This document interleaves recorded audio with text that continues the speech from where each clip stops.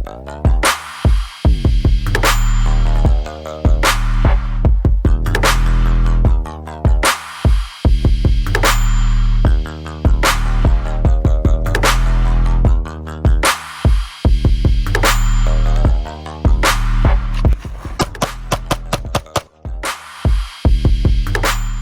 my name is Matt Clear. We're at a range in Alpine. It's a private facility from Active Shooter Defense School. The range is 165 acres. It's a former airstrip used by a drug runner in the 1980s. I'm just getting ready. Go murder some targets. And this is all your googly gear. You know, you got your special shooting glasses that have safety lenses in them and look cool, because looking cool is rule number one. Then we have our Glock 19 with a flashlight. It's not a super laser grenade launcher. Okay, it's just a flashlight. And then we have glow-in-the-dark sights. And this is a basic Glock 19 that we've done a little bit of grip modification to, just to fit my hand a little bit better. And other than that, the sights and the flashlight, it's basically stock. The grip modification is primarily for better traction. And it makes it more comfortable to shoot. Do you need it? No. Is it nice? Yes. So now we have magazines that vary in capacity here. These are standard capacity magazines. The neat thing about a Glock is it holds 16 rounds, 15 in the mag, 1 in the chamber, in the 19 configuration. If we have a 17 magazine from the larger gun, it'll fit in the firearm and it'll stick out a little bit, but it gives you 17 rounds or 18 total.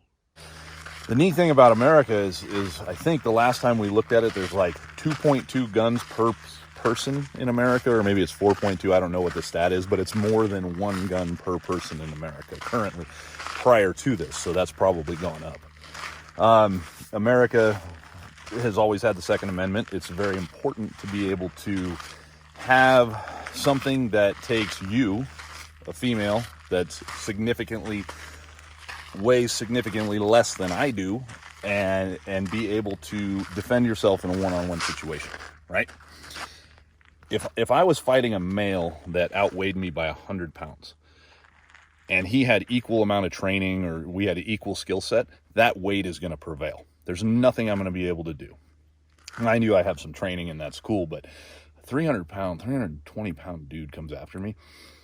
If he gets a hold of me, he's literally just going to be able to lay on me, and there's not much I'm going to be able to do. So I'm going to do everything I can to stay away from him. But at the point that he either surprises me or grabs me, there's not much, without a weapon, that I'm going to be able to do. So if we take the same ratio, the average male in America, 185 pounds, and the average female, whatever you guys weigh, 120, let's say, right?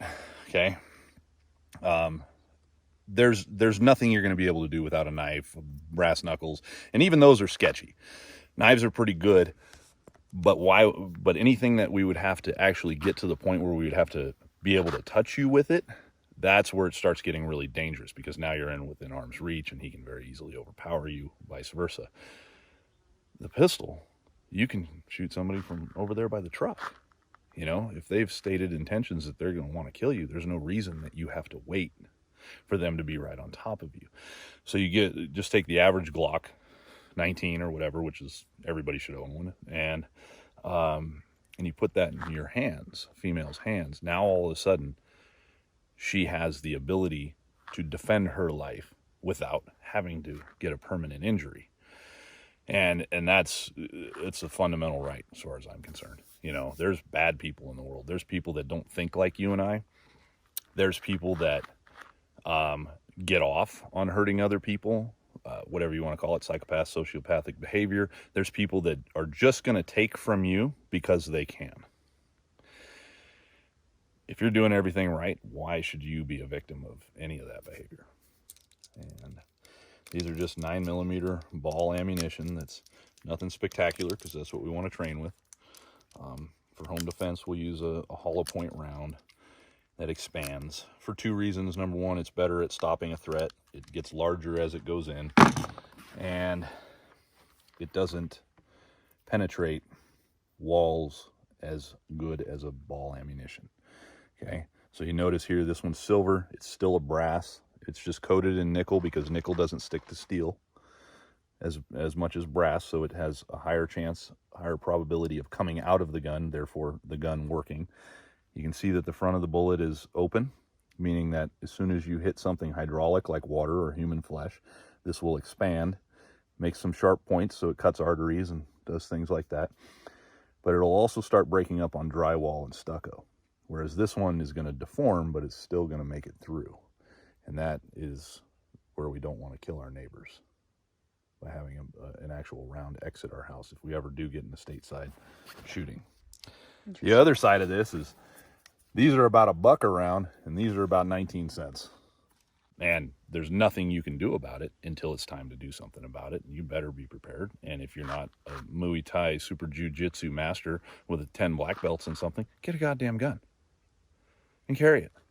Get a CCW, do whatever you have to do.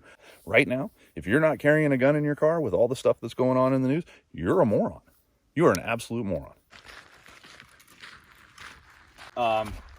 Some guns are better at certain things. Obviously, Remington 700 long-range hunting rifle is going to be good at shooting things from far away. A pistol is going to be very good at shooting things up close and personal. But again, they're not anything other than a tool for the job. Okay, and you may have the wrong tool at the given moment. Doesn't mean it isn't going to work. You know, the ideal tool might be an AR-15 or an M4, whatever you want to call it. The right tool might be the long-range rifle. But if you have a Glock 19, you have a Glock 19. You know, so it's good to get trained on every platform. Most of the modern guns function very similar, whether it's made by one company or another. If you have training on a magazine-fed pistol, you can probably figure out most magazine-fed pistols. If you have a training on 2 different types of revolvers, you can probably figure out most revolvers. If you have training on a bolt-action hunting rifle, you can probably figure out most bolt-action sniper rifles, right? AR-15s, SCARs, there's a few other variants, but those are 2 of the most popular semi-automatic rifles that are out these days. AK-47, which I don't even know what the civilian model number is for that. I'm not really a gun nerd. They're just, again, they're tools. Learn how to shoot the gun. Don't modify the gun that you're going to carry for several reasons. You're going to have to defend it in court. And the first thing you're going to say is, well, why'd you put that better trigger in there? Oh, to make it a better killing machine. You know, number 2, it's going to fail. The local guy at the gun store that's building triggers for race competition, he's made maybe $100,000 worth of them, and he's one of the high echelon guys. Maybe he's made $1 million worth of them. Glock has spent millions and millions of dollars and 23 years refining this chassis and this platform. There's no single manufacturer that's going to ever beat. There's no private manufacturer that's going to beat the major company in research. Leave the gun alone. Learn how to shoot it. Put night sights on it and oil it, and that's it. Learn how to. It's not the gun, guys. If you're missing the target, it's not the goddamn gun. If you haven't figured out in the last 3 months of 2020, we're in July right now, okay? If you haven't figured out that this entire thing is political bullshit, you're again, let's default to moron. You really are. It's all over the news. They're not asking the right questions. They're telling you double talk all the time. Okay? Last month it was, hydroxychloroquine is going to kill everybody, and why would we use it? Well, we'd use it because it's a benign thing until it does what it does. It has no side effects. And if it's going to fix you from COVID, common cold, whatever we want to call it, right? Why wouldn't you take it? And everybody beat Trump up over it for 2 months, and now CNN saying, oh, well, it works. Wow. Well, no shit, ding dong. We learned that 2 months ago. It's all political. Every bit of it is political. They are using riots to close small businesses. Small businesses are not, the politicians are not fans of small businesses because we don't pay a lot of taxes. I'll tell you right now, I bought another tractor yesterday. It cost me $60,000. because that's $60,000 that I don't have to pay taxes on to the government. And it lowers my construction overall income for 2020. And I don't have to pay quarterlies on that. And that's $62,000 that the government is not going to get 20-something% of. And I'm going to do that every year.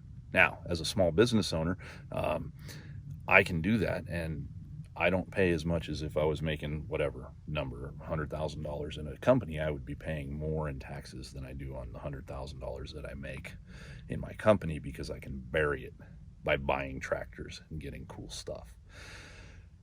America is the last frontier of small business owners in the masses. You don't have 1,500 small businesses in other countries in one little town like you do in America. The ratio is just not there. The government can't control that. We do cash business. I'm not saying I don't pay my taxes, but cash businesses can't be controlled by the government. Weed, for instance, is 100% cash business. Okay, or they're using PayPal or Venmo now, but in the beginning, it was a cash business because it was unregulated. They couldn't control it, so they regulated it, and now they can get their tax money off of it. That's why the government doesn't want small businesses in America.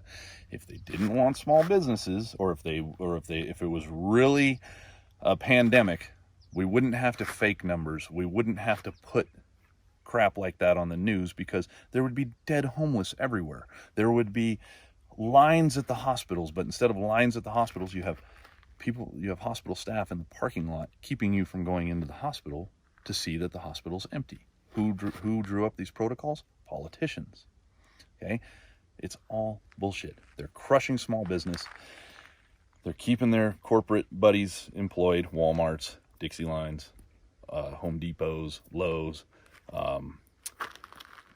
Planned Parenthood can stay open, but your dentist can't vote in person. Right?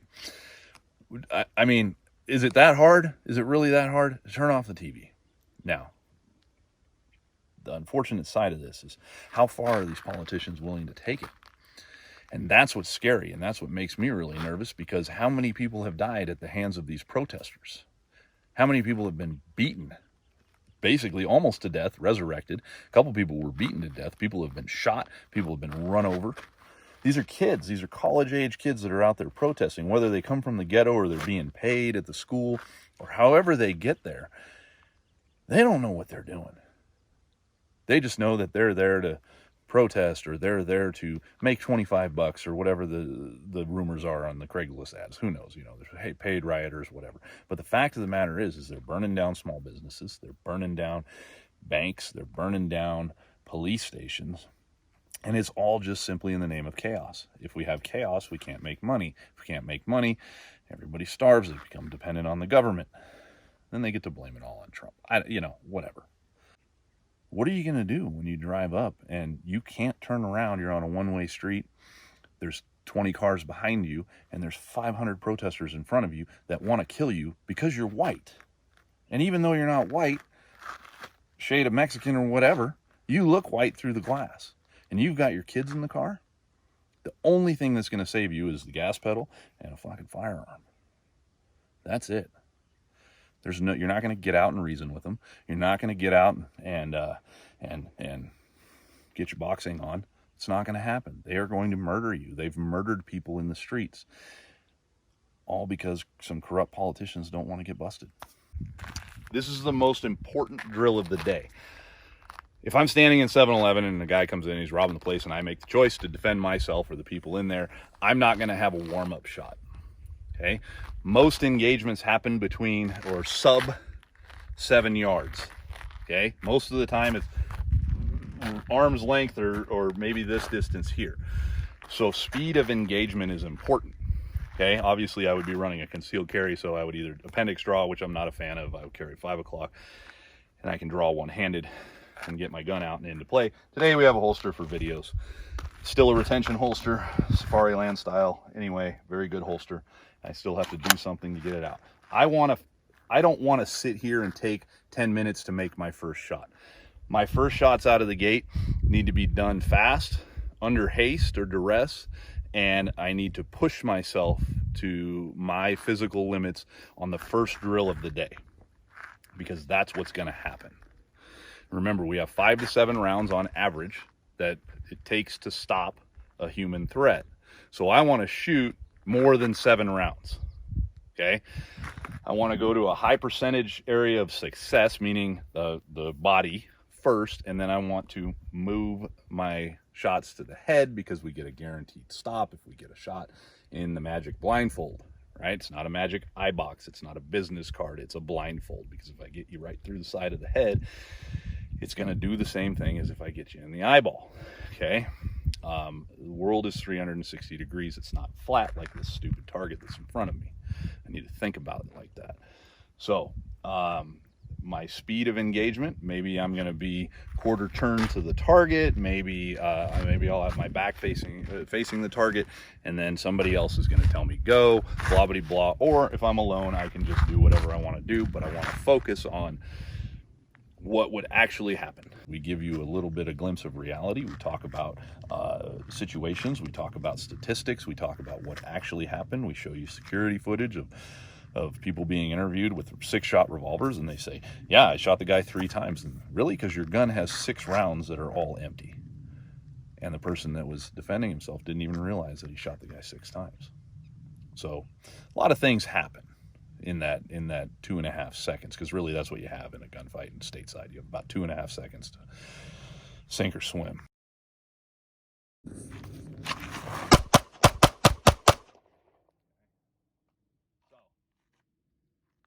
everything under haste. How many rounds did I fire? I don't know, 6, 7, whatever, 5. We'll count them.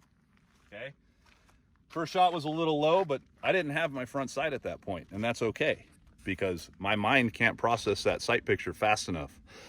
So as point shooting or instinct firing or whatever we're calling it this week, it was somewhere in one of these two.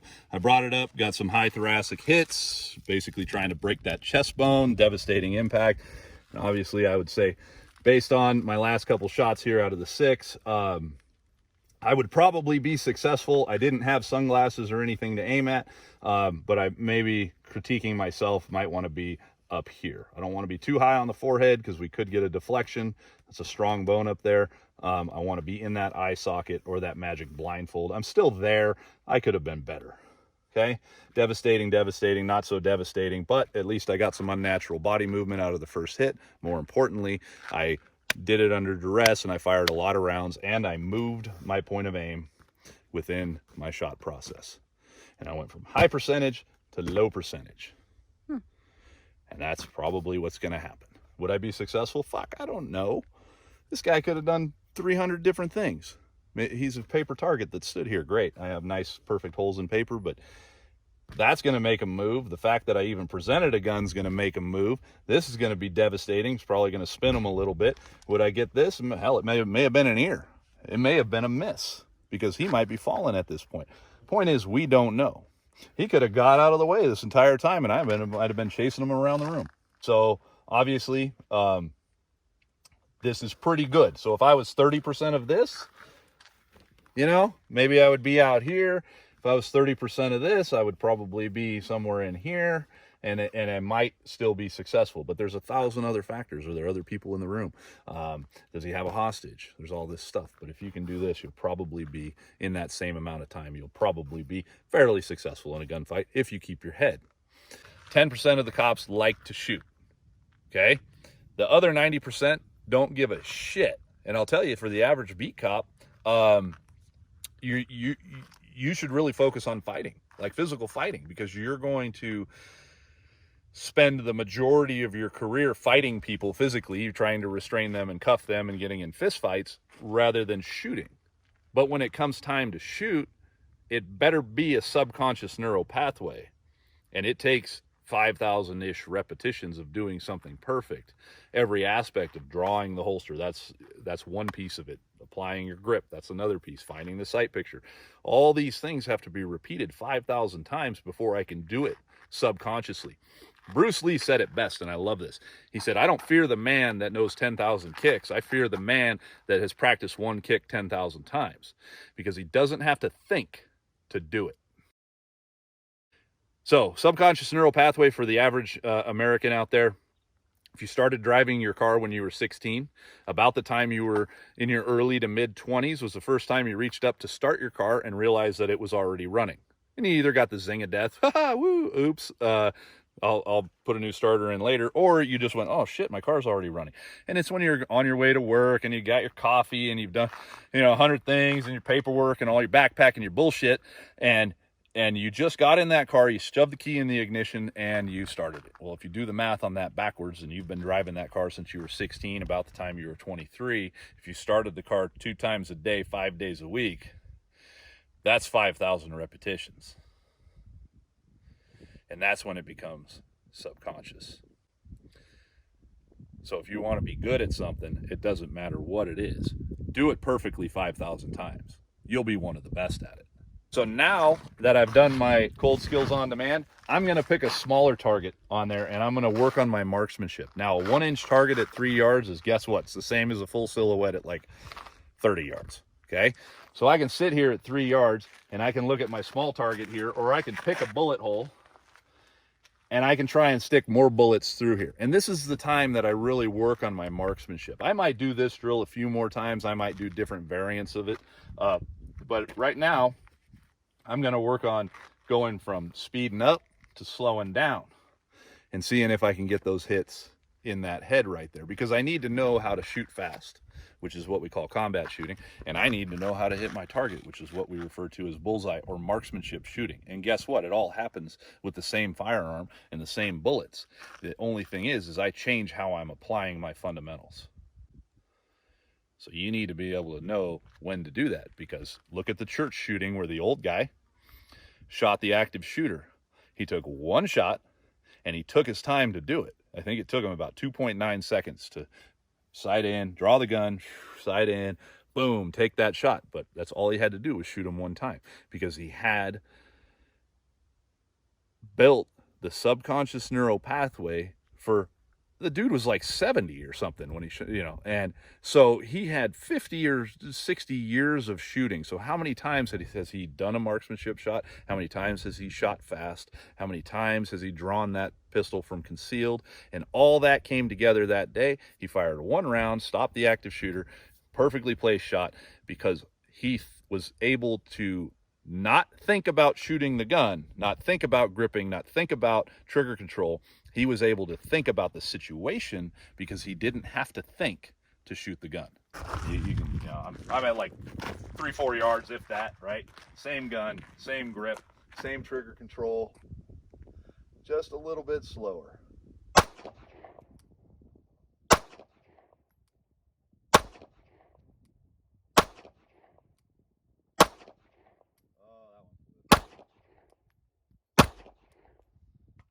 About that little guy, but not bad, right? Okay, I'm 46, 7, I don't even know, I'm somewhere in there. You guys do the math. I was born in 74. I don't really care for that, but you know what? People make mistakes. Over here, got most of them in there. That's pretty good shooting. I can go back and hit the full silhouette at 50 yards all day with the same fundamentals that I applied there. Now at this point, maybe I'm going to practice some reloads. Maybe I'm going to practice shooting fast again. Maybe I'm going to shoot 5 rounds fast over here, slow down and put 1 round in over there. That's a great drill. Anything that gets you to apply both combat shooting and marksmanship fundamentals within one drill and moving your point of aim within the target, they're phenomenal. Phenomenal drills. Okay? Just remember that most gunfights last 2.5 seconds. If it takes you 2.5 seconds to draw and fire 2 rounds, you're not going to win that battle. Okay, your goal to draw from an open holster or retention holster like this one should be sub 1 second. If you're drawing from concealed, you should be sub 1.2 seconds from the time somebody says go to the time your first shot goes off. There's faster guys on concealed. Appendix carrier is definitely faster if I'm carrying right here, but I have to do 2 hands, not always, but to be that fast, I have to employ 2 hands. It doesn't shield my movements. If somebody says, hey, give me your wallet, and they have a gun on me, I can go, all right, man, let me get my wallet. Distraction. Out comes gun. They don't realize that I'm doing something different. Dude, I get it, guys. It's the internet. There's 1,000 ways to do it different. Whatever. Okay? I don't care. Post it in the comments. Doesn't bother me a bit. Guess what? I'm never too old to learn a new trick. Okay? Just based on my experiences. And I don't like having a gun jammed in my gut when I'm sitting driving a car. So I carry back here. We're in crazy times. It's all politician driven. They don't give a shit about you. They don't give one rat's ass. They give a shit about two things, money and power. And they don't care who they have to railroad to get it. Now, all the way down here in normal people land, you might be faced at a point. You might be standing there facing 100 protesters in your car with your kids. If you don't have that firearm and you don't know how to use it, you're basically fucked. Talking about the stopping power, the myth, right? Okay, here I'm gonna give you a little demo here. Okay, so I shoot 9mm. I carried 9mm overseas. I carried 9mm as a police officer because it gives me the most chances of, meaning I carry the highest round capacity within the firearm. If I carry a 45 in the same size firearm, I have less ammunition. In a 9mm, I had 16 rounds. In a 40 of that gun, we can have 13, and in a 45, we get about 10. All three popular pistol cartridges, 9mm, 40, and 45, suck for stopping human beings or animals. They all suck. Say it with me. There's no discernible difference between a 9mm and a 40 and a 45. Yes, mathematically. Yes, the 45 is bigger. It's slower. Okay? Whatever. They all suck for killing human beings. Now, if you really want to get good at killing human beings or stopping human beings, use a fucking 308. This is a high-powered rifle cartridge. This will drop an elk. Okay? This is very good at stopping a human being. Now, all that being said, if I shoot you in the eyeball with a .22 caliber little baby bullet, and I shoot you in the eyeball, what's going to happen? You're going to die before you hit the ground. There's a high likelihood that you'll have scrambled eggs for brains before you hit the ground. If I shoot you in the chest with a .22, there's a high likelihood that if it's going to penetrate this bone and get to your heart, maybe. Okay, 9mm, probably. 45, probably. If I shoot you in the lower aorta, you're going to die a minute later with no blood. Now, story, little C story here, wasn't my story. Officer responded to a call. He knew the guy. The guy was a local drunk, the local problem guy. So he had a .22 caliber revolver. And he's like, whatever his name was, hey, Bob, knock it off. Come on, we've played this game before, blah, blah, blah. Struggle over the revolver. Revolver goes off, hits the officer in the clavicle. .22 caliber. Made a 90-degree turn, went straight down through the officer's heart, dead 60 seconds later. Okay? Had it been any other round, had it been a 9mm, a 40, 45, or 308, it would have went straight through the clavicle, and that officer would just have a fucked up shoulder for life. Okay? But because it was a .22, it made the 90-degree turn, went down, pierced his heart. Bullets do weird things in hydraulics. Your human body's whatever percentage water, primarily water. Back to the story. All three suck for killing human beings. The 45 isn't a magic bullet. Okay? Carry a 9mm. It gives you the most chances in the smallest capacity to get 5 to 7 rounds accurately on target. Okay? Just let it go and get a 9mm. The M14, you know, the wooden rifle that Tom Cruise used in Born on the 4th of July, originally went into Vietnam. You see them in Full Metal Jacket. That's an M14. It would be an M1A1 is a civilian variant. Just means it's not full auto. Okay, they shoot 308s. The Scar, the new Scar Heavy, is a 308. Every Remington 700 hunting rifle, 308. AR-15. 223, aka 5.56. This is a 7.62 by 51. This is a 5.56 by 45. I don't know. Anyway, 5.56 commonly referred to. In American bullets, it's a 223, and this is a 308. Okay. So AR-15 shoots the small one. Hunting rifle, AR-15. Interesting. Okay. So, is this still a high-powered rifle cartridge? Absolutely. This is This is way more devastating, even though it is exactly half the size in diameter. Not exactly, but it's 5.56 millimeters in diameter, and this is 9 millimeters in diameter. So it's just a little bit more than half. It weighs half. This is 55 grains is what this bullet weighs, and this one weighs 110. But because it has way more powder behind it, you can see how much powder is in there. It's now coming out of that barrel at 3,000, 2,700, depending on your rifle, but anywhere from 2,700 to 3,000 feet per second. This is coming out of the barrel at 1,100 feet per second. And it's that kinetic energy transfer that does the job. I would take a rifle cartridge or anything that shot a rifle cartridge into a gunfight every day of the week over taking a pistol cartridge, because these suck for killing human beings or stopping human beings, and these are highly efficient at it. There's nothing to be scared of. The gun is only as bad as the person holding it. Have I ever murdered anybody? Absolutely not. Right? I'm not a murderer. The heavier the bullet, the longer it goes straighter. Basically, right? Okay, is I guess the best way to, the longer it'll stay supersonic, meaning above the speed of sound. Okay. Once a bullet starts coming out of the speed of sound, it gets a little unstable. And this is rifle long range stuff. It's not that it's going to do anything different than it did before. It's just not as accurate. So when you're looking at a long range gun or a sniper rifle, you want to stay supersonic as long as you can. These come out of being supersonic, which we refer to as transonic, around 850, 865, depending on your rifle. Somewhere between 800 and 900 yards or meters is where the 308 is going to get unstable.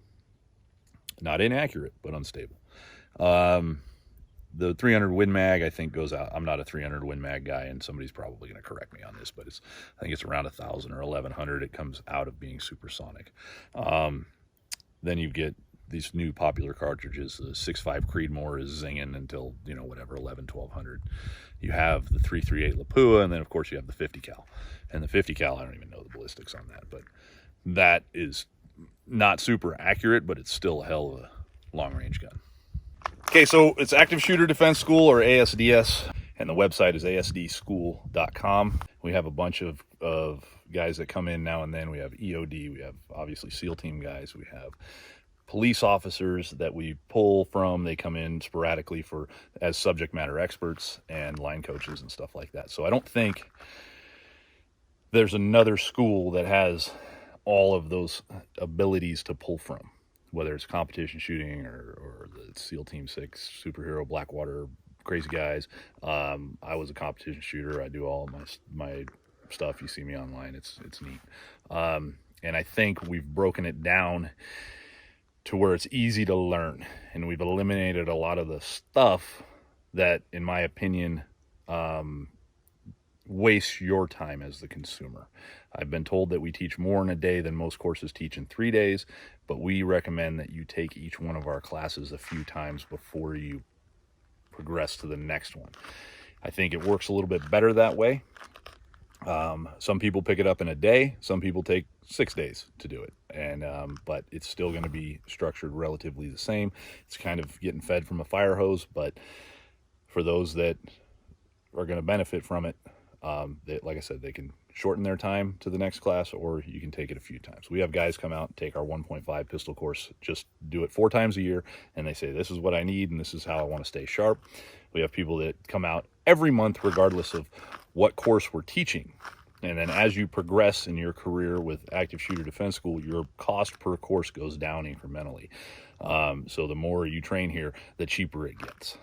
And that's just me paying you back for doing what you do for us.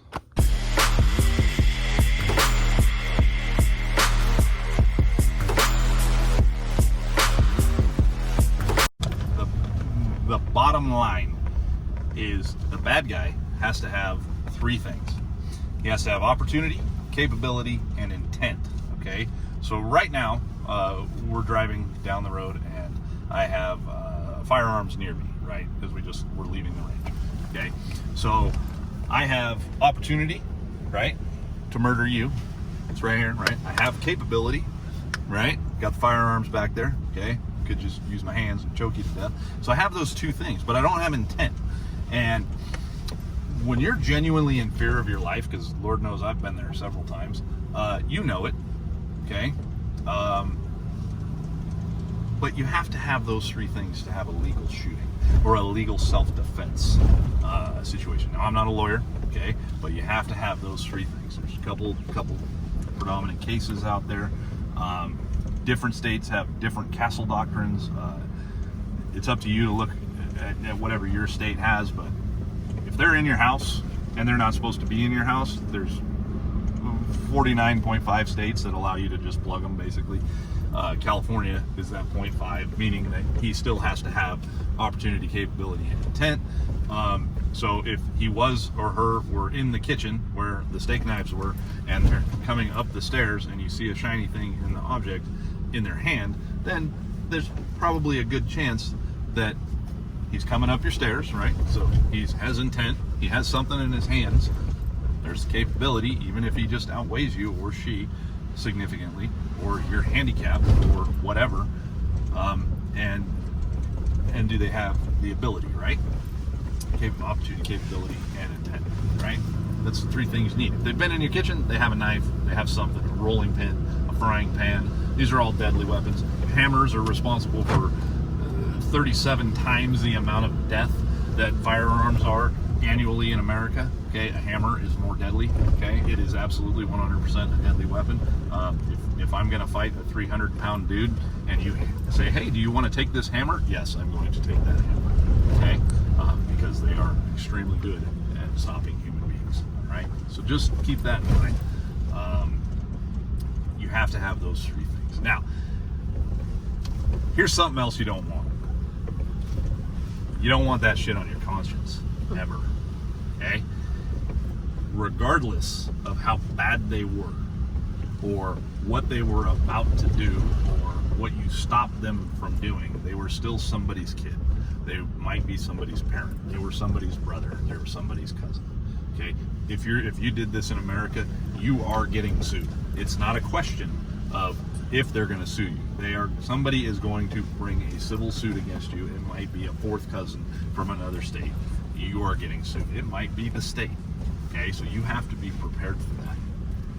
But at the same time, if it's you or them, make sure it's them. All right, and that's you'll never sleep the same. You'll never ever sleep the same. You'll never it won't stroke your ego. It's not going to make your wiener any bigger. All these little things that you think you'll get, you think you get some sort of medal in the hierarchy of society. You don't. You get sleep problems, you get nightmares, you get everything that's associated with that. You get sued, your life will never be the same. So if you have the slightest inkling of joining the military just for the sole fact that you get to kill human beings, you don't need to be in the military. You do not need to be a police officer. You need to go to see goddamn counselor. Okay? Just keep that in mind. Listen, young lads and females, it takes basically a year to just get hired on, or even just get your spot in the academy. Okay? Cops suffer for like a year. They go to school, they live broke, they get hired finally, maybe, and then they go to the academy, and then they spend another 2 years making shit income. And they're doing all of this just to protect you. Okay? I can live the rest of my life and protect the shit out of myself. My little bubble, I have all the training to keep my bubble and myself and my family alive. Okay? I don't need you. Okay? And that's the same, I was there in the military because I wanted to keep all of that stuff away from you. And you have the audacity, and I was there as a police officer, to make sure that the worst people in the world never made it to your front door. And you have these overprivileged kids getting in cops' faces and telling them that they've been doing it wrong the whole time. Now, are there bad cops? Yes, fuck, absolutely. There's bad doctors. There's horrible doctors. Catholic priests, the Vatican. Holy shit.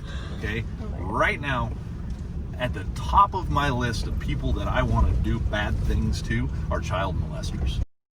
Okay? That is at the top of my goddamn list. Okay? If you showed me pictures of a human being molesting a child, and that human being was standing in front of me, he's getting beaten right there on the spot.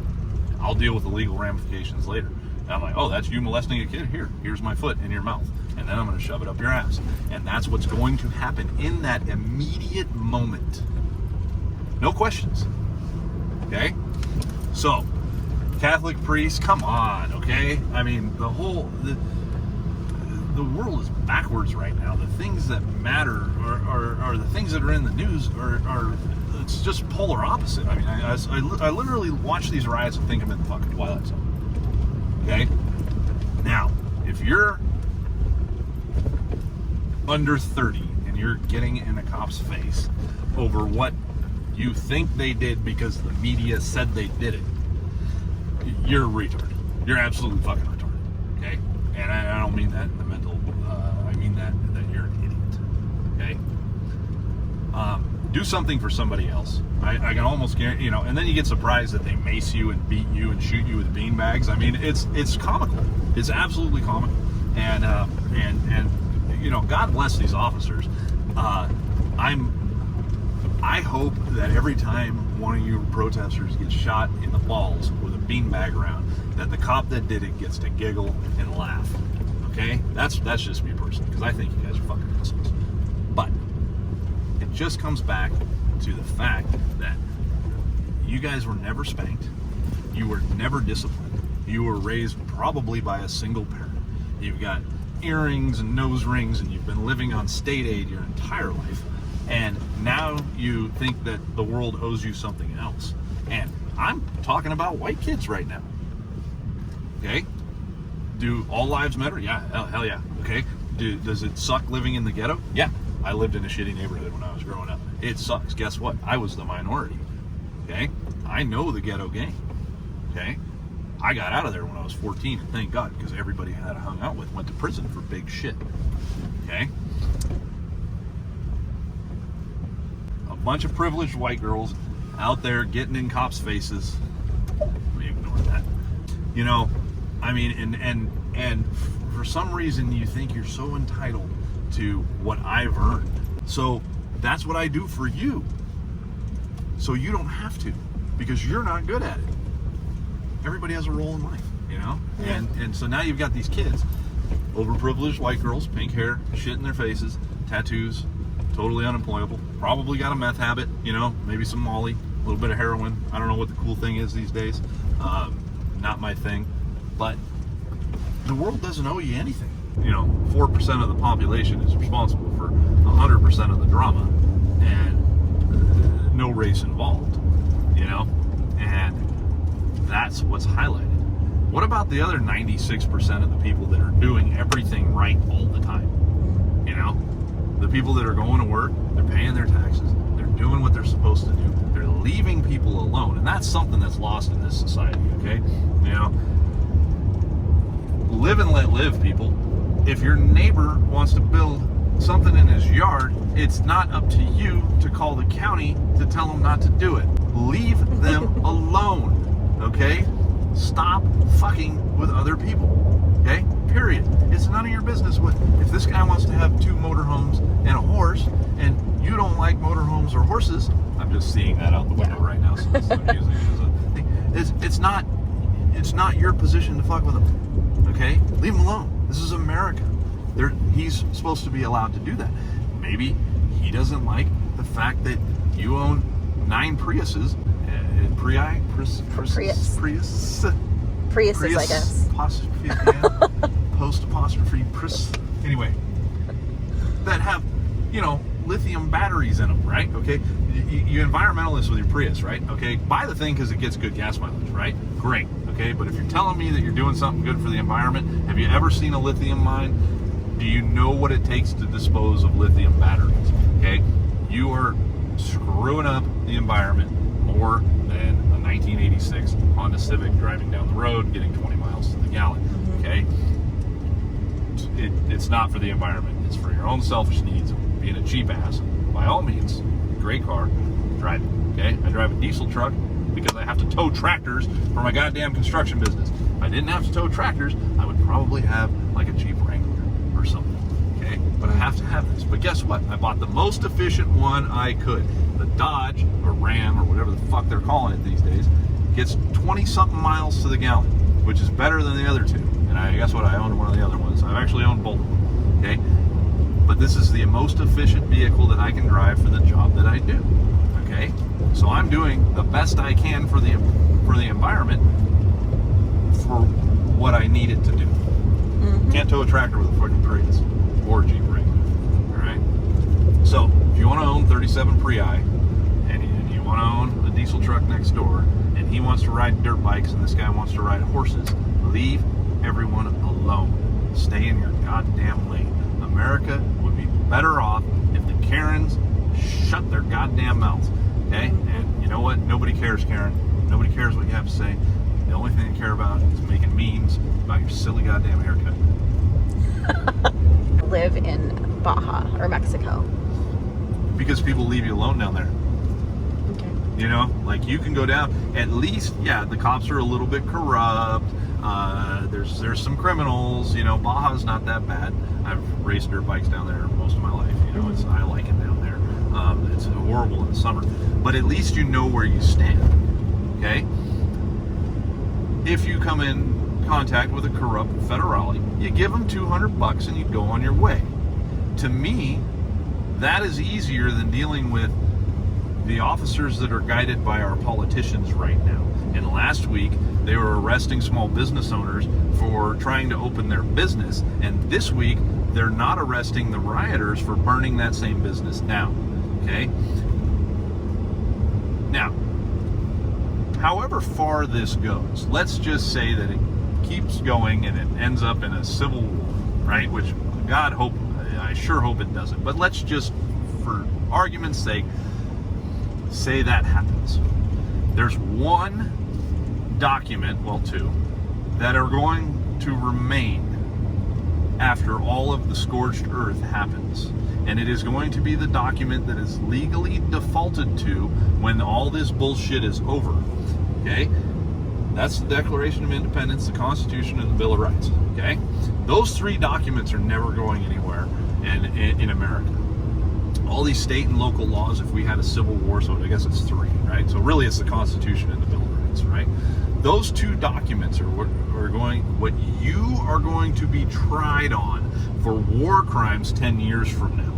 Okay? Because that's how long it's going to last. That's how long Iraq lasted. That's how long most of these small conflicts last when a country is getting turned upside down. You will not be living in your mom's basement playing Xbox in the evening. That's not going to exist. Okay, so if you guys feel like civil war on American soil is a good idea, it's not. You're going to be fighting for food, you're going to be fighting for territory, and then you're going to be fighting the government.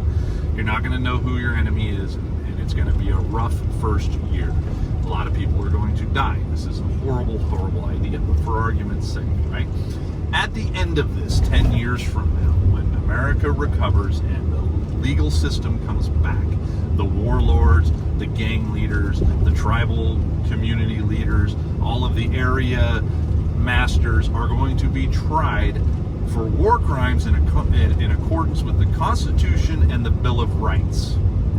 Period. That's what's going to happen. Okay? Post all this little boogaloo stuff, post all the BLM bullshit.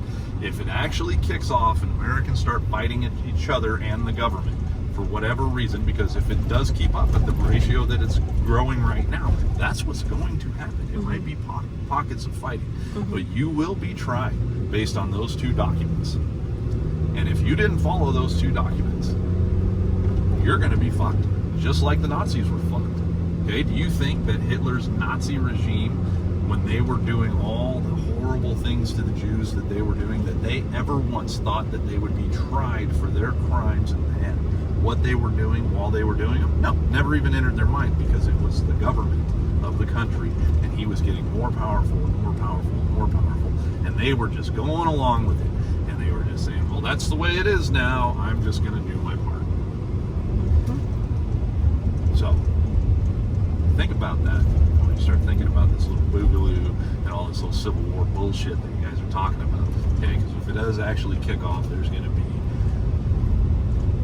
I don't know how many people went to Iraq, but I think it's like 500,000 current veterans cycled in and out of Iraq. Those guys, including myself, are going to do whatever they can to put a stop to it as quick as possible. So all you little Instagram boogaloo callers, we're going to hunt you down. And we're going to fucking kill you. And we're good at it. And that's how that shit's going to go. And you don't fucking think for one fucking second that you guys kick off some bullshit like that, that those 500,000 vets in the active duty military aren't going to take to the streets and end that shit as fast as possible. You are still in the best goddamn country